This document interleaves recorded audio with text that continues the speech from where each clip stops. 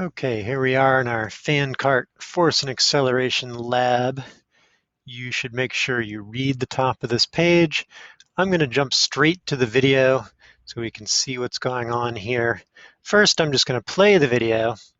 Now you can see there's this red cart and the person cuts the ribbon and that red thing slides across the screen um, on a cushion of air.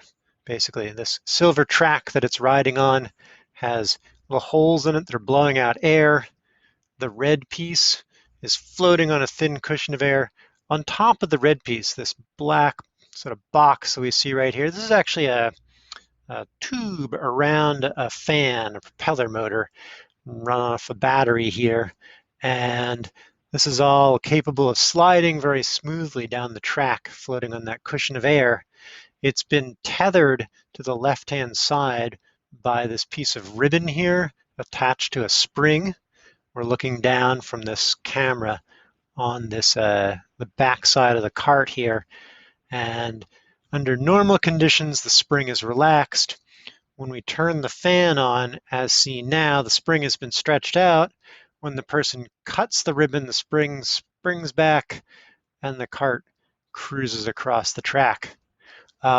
So first thing we need to do to collect data, we need our rulers. Now there's two rulers this time. We need both of them.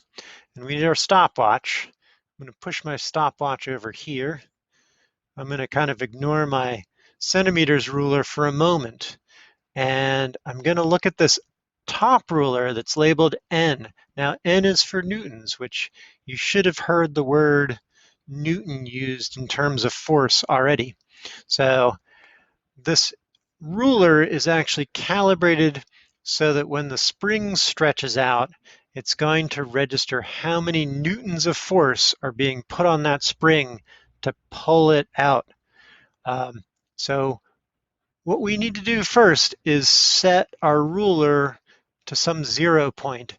I'm going to use the place where the ribbon is attached. I guess you could use that bead or the first coil of the spring. I'm going to use right here. So I'm looking where the ribbon is tied and the spring is relaxed now. Now when I play the video, the spring stretches out when the cart is on. I'm going to pause it here and we'll notice it's stretched from 0. And we're not going to talk in terms of how many centimeters it's stretched. It stretched from 0 to 1.5 newtons. You will notice down below it asks for which cart mass are you using and how much force does the fan pull on the spring. Down here we want to type 1.5 N for newtons if that's what we're using. Now you'll notice we can choose different fan forces and different masses, and we will later. But for right now, I'm going to demonstrate it with 800 grams on the cart and a fan force of 3. Now, of course, we keep the video playing. The person cuts the ribbon with the scissors, and the spring relaxes. Right now, we need to set our measurement ruler, though. I'm going to use the front edge of the fan because it's a nice clear line. I'm going to put my ruler kind of right up against the front edge of the fan, right up at the top there. You could use anywhere in the fan, but that seems like a convenient one. And like with the puck, we want to find the moment when the person actually cuts the ribbon. So I'm going to play it briefly and I'm going to pause it as soon as the ribbon is cut. And we're going to look for that point. So there, the ribbon is cut. I pause it. I'm going to use the back frame by frame button, and we can see everything's kind of coming back together here. And come on, come on. Okay, there we go. This is the moment, I think the frame before the ribbon is cut. I go one frame forward, yeah, and there the ribbon is clearly cut. This is exactly the frame I want to pause at. Now I want to reset my stopwatch, 0 time, frame 0, and make sure that my cart is registering. I've used someplace in the cart to register 0 distance. Now, like with the puck, I'm going to go forward 10 frames. 1, 2, 3, 4, 5, 6, 7, 8, 9, 10. I'm going to write down the distance, and I'm going to write down the time. So our time is 0.0833 seconds. You've seen that time before. Our distance looks to be somewhat less than 1. I could write 1 centimeter for the distance the cart has traveled so far. I'm going to go forward another 10 frames. 1, 2, 3, 4, 5, 6, 7, 8, 9. Whoops, I didn't mess that up. Yep. Okay, back to frame 20. This is the convenient thing about counting by 10 frames. I can be sure that I'm in the right place just at frame 20. I'm going to go to frame 30, 40, 50, and so on. So I write down my new time.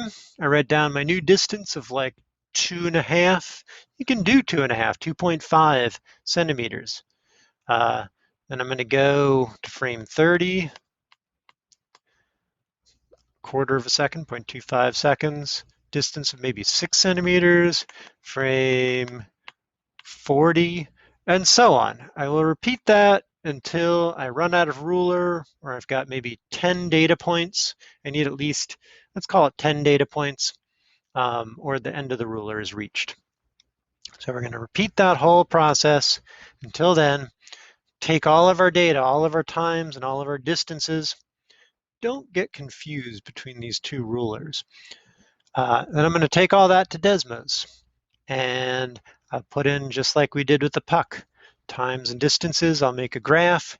I will find a line of best fit and go on from there. Make sure before you leave here that you record the cart mass and the force. It will get stored away here. We'll want to be able to refer to that for our lab report. All right, this is that, I think.